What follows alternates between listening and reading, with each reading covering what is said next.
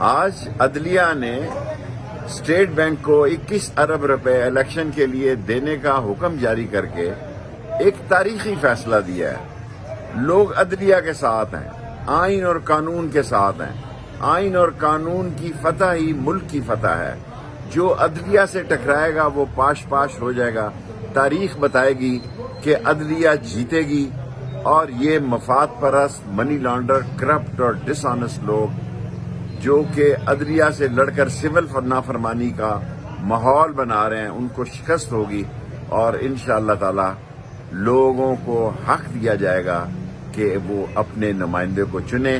آج عدلیہ کا فیصلہ عدلیہ کی جیت ہے، اور یہ میری بات نوٹ کر لی جائے گی کہ عدلیہ آئین اور قانون کا جھنڈا بلند کرے گی اور عدلیہ جیتے گی، اور باقی چور، ڈاکو، آئین، قانون، دشمن اور چابی کے کھلونے سب شکست کھائیں گے۔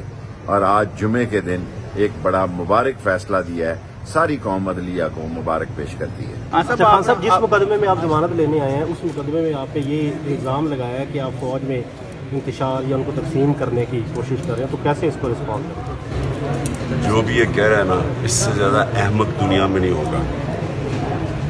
آپ ایک معاشرے کے اندر کوئی بھی ادارہ ہو، اگر وہ غلط کام کرتا ہے اور آپ اس کی تنقید نہیں کرتے، آپ معاشرے کو نقصان پہنچاتے ہیں۔ آپ اپنے بچے کی تنقید کرتے ہیں جب وہ غلط کام کرتا ہے۔ جب آپ معاشرے سے تنقید ہی ختم کر دیتے ہیں تو دنیا کی تاریخ یہ ہے کہ جمہوریت آگے کیوں نکلی ہے، اس میں تنقید تھی۔ ڈکٹیٹرشپ کیوں پیچھے رہ گئی؟ تنقید ختم کر دو، معاشرہ پیچھے رہ جاتا ہے۔ آپ سمجھتے ہیں کہ ڈرٹی ہیری کہنا جو ہے وہ تقسیم کرنے کے مترادف ہے؟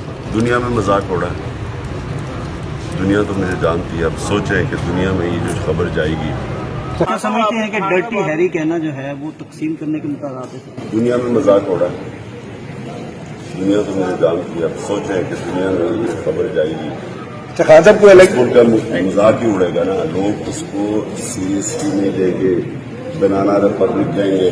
ہاں صاحب، آپ یہ نہیں سمجھتے کہ سپریم کورٹ کے بینچ میں جو جسٹس قاضی فائز عیسی ہیں، جسٹس منصور علی شاہ کو بھی شامل کر لیا جاتا تو ایک جو تقسیم کا نظر آ رہی ہے وہ نہ ہوتی؟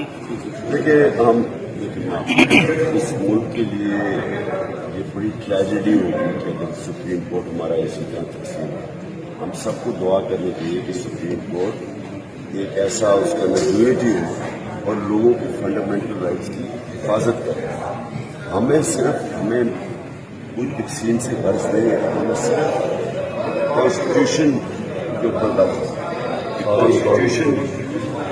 کانسٹیٹیوشن جب تک آپ نہیں بچاتے آپ ملک نہیں بچا سکتے۔ ہم صرف 90 ڈیز کی جو شکل ہے کانسٹیٹیوشن میں، وہ بیسک فنڈامنٹل رائٹ ہے۔ دیکھیں، الیکشن ہوتے نظر آ رہی ہے کہ نہیں؟ سب سے بڑا فنڈامنٹل رائٹ ہے رائٹ ٹو ووٹ، اور اگر سپریم کورٹ اس رائٹ کو اپہولڈ کرتا ہے 90 ڈیز کا، تو میرے خیال میں کسی جج کو اس میں اپوزیشن ہونی نہیں چاہیے۔ لیکن اگر ہے بھی تو ہم سب دعا کرتے ہیں کہ سپریم کورٹ جو رائٹ کرے۔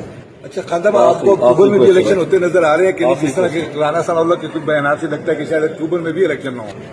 الیکشن سے یہ سارے بھاگ رہے ہیں، اور ان کو کوئی نہ آئین کی فکر ہے، نہ قانون کی فکر ہے، نہ رول آف لا کی ہے۔ ان کو صرف ہے کہ ہم کسی طرح این آر او بچا دیں۔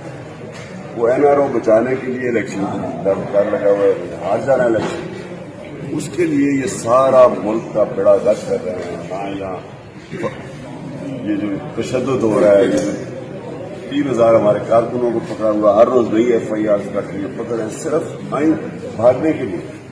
قائد اعظم اس دور پہ ہوتے تو کتنی ایف آئی آر درج ہو جاتی ہے ان میں، کیونکہ آپ کو بھی ان کے کردار سے گردانتے ہیں، اس پہ کیا کہیں گے؟ قائد اعظم کا زیادہ دور انگریزوں کے نیچے تھا، وہاں رول آف لا تھا۔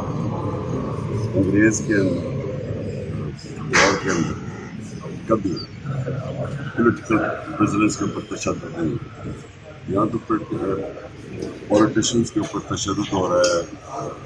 وہ ورکرز اٹھاتے ہیں، ان کو جا کے مارتے ہیں، اور پیچھے ہوتے ہیں نامعلوم افراد۔